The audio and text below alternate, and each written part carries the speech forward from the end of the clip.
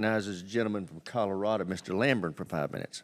Thank you, Mr. Chairman, and thank you for having this hearing, and thank you all for being here today.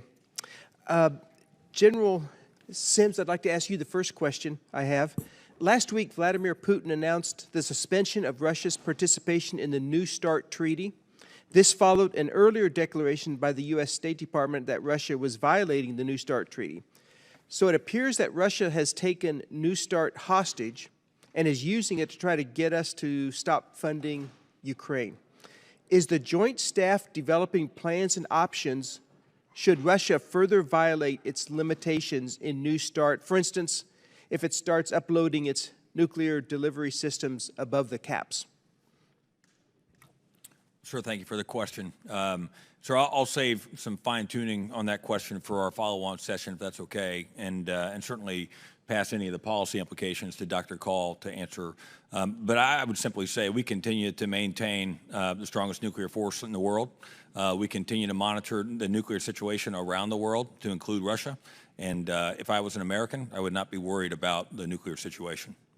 Very good. And Dr. Call, if you could follow up on that, what are some of the diplomatic or other things that the administration is doing in response to Russia's latest stance on New START?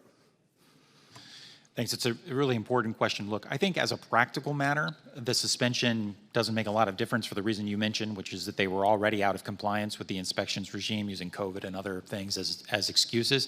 It's also interesting that Putin decided to suspend as opposed to leave the treaty. And I think that's actually an indication that it's not effective leverage over us. It won't be effective leverage over the Biden administration. Yes, we believe arms control and strategic stability matter for the safety of the American people and for the world.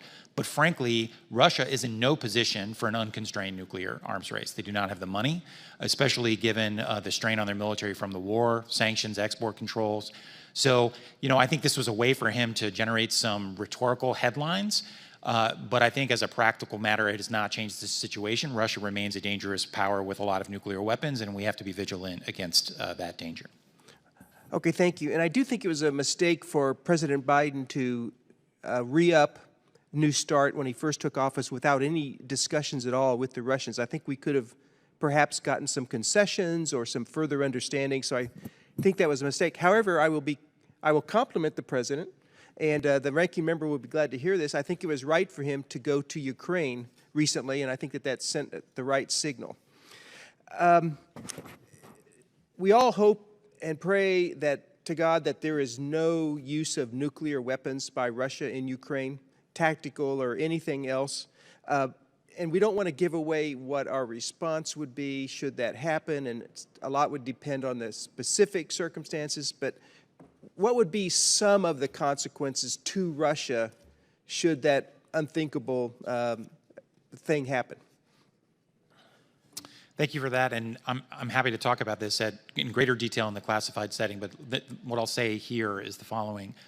We've made it very clear to Russian leadership at the highest levels, through intelligence channels, my boss, Secretary Austin, to his Russian counterpart, the Chairman of the Joint Chiefs of Staff, to Gerasimov, our National Security Advisor, to his counterpart in the Kremlin, that any use of nuclear weapons in Ukraine on any scale would be considered a world-changing event that would bring about severe consequences far in excess to anything the Russians have experienced to date, and that a lot of the restraints we've been operating under would no longer obtain in a world where Russia crossed that threshold. But the good news is I don't think they're likely to do so.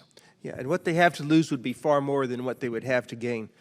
And lastly, General Sims, Russia has made some, I think, exaggerated claims that it has used hypersonic weapons in Ukraine, just as they exaggerate a lot of things about their capabilities. Can you shed any further light on that particular question?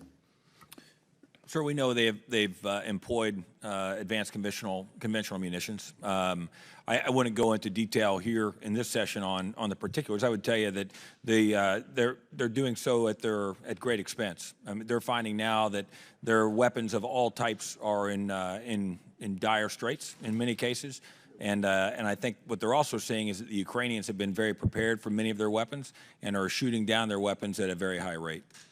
Very good. Thank you again for being here, and I yield back, Mr. Chairman.